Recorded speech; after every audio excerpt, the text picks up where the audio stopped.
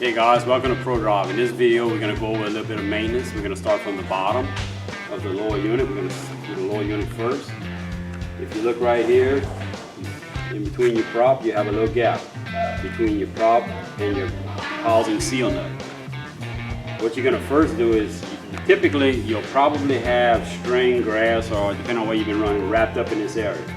So you take your little knife and you'll cut it out so you can see your shaft. You follow up to here, and you're going to have a grease fitting directly on top of your cavitation plate. When you pump this grease, it goes into this column, it greases this needle bearing here, and you have 3 seals facing outward. So you're going to pump this, probably take between 10 and 12 shots until you actually see grease come out in this area. Once you see grease come out in this area, you're done servicing that part. All you're greasing is one needle bearing. When you get to this section, this is your main gears and your bearing. It's in this section here. Well, this section is full of oil. Synthetic oil, 80W90, 75W90. Outboard motor lower unit oil is always synthetic now, so any one of those lubricants will work here. You level your motor off. Right here, if you look right here, it's like you'd be checking oil in your engine. You level your motor off. You pull your plug, and as long as you have oil up to the bottom of your plug, it can be coming out a little bit. It can be where you can just touch it with the Allen wrench. That's all the amount of oil you need in this job to operate. So you just check that area here, put a little Teflon tape back on your plug and reinsert it. If you follow right up here, you'll see a grease fitting here. What this does is when you pump grease here, it greases your top bearing on your lower unit drive. So grease here, check all here, grease here.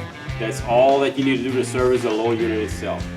Okay, going up, you're going to notice we'll have 2 grease fittings, one here and one here. This is on what we call the tower housing, the part where the lower unit slips in and the engine slips on. Couple of 2 or 3 shots here, 2 or 3 shots here, and that just takes care of your pivot point. If you follow right here, right below it, you'll see a grease fitting aiming directly down. All right, this is for your reverse. It's important to keep your reverse lube to keep everything working in working order.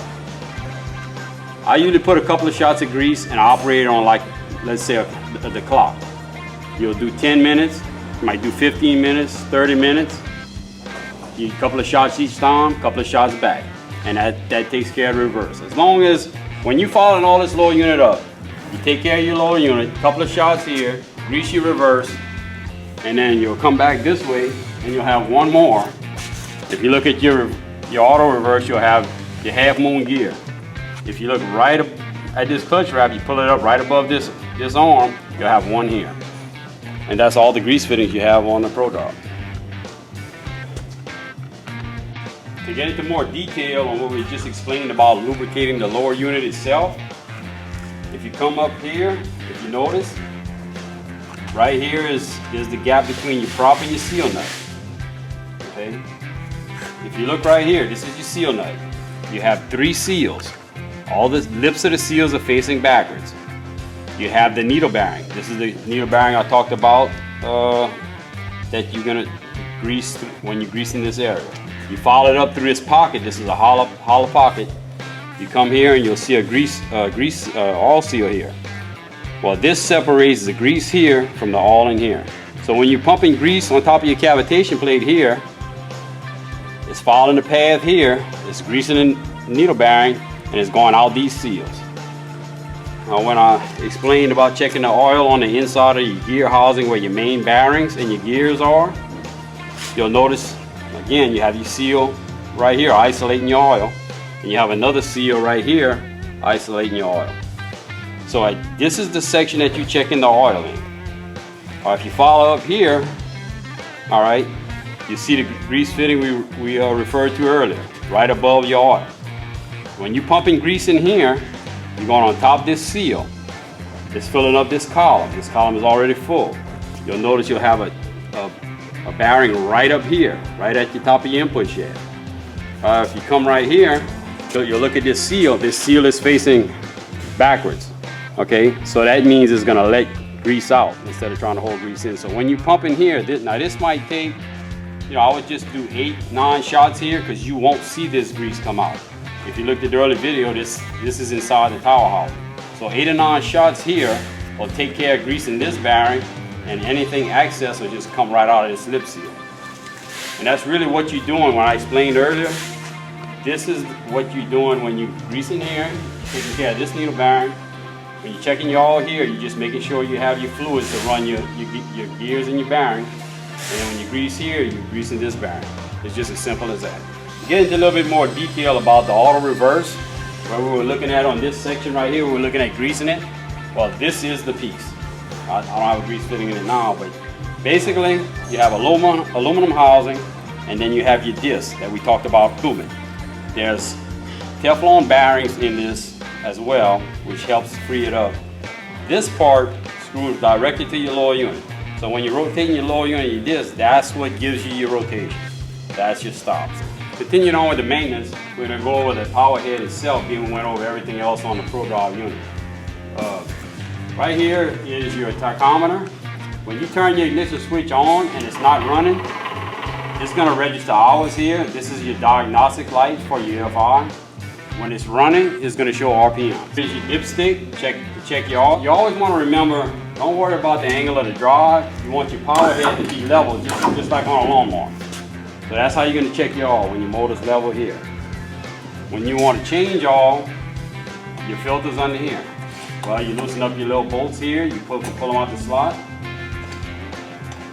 And then you can access your oil filter here, and this is your drain.